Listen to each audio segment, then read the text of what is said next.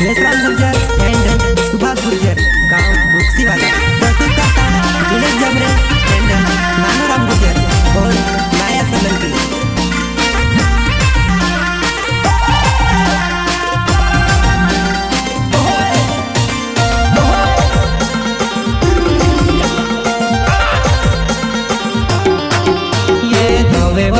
की भाया सावे वो गोवे दोसे लगोवे तो सो देखी ले जीरे देखी ले जीरे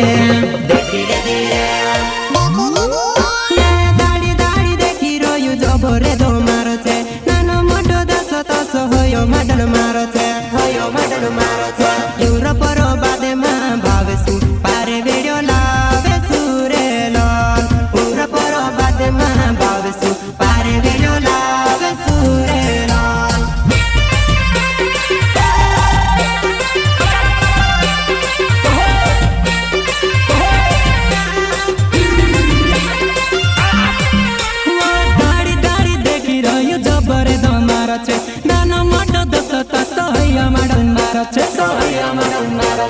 दूर पर बादे माँ बाले सु पारे वीडियो लावे सुरे लो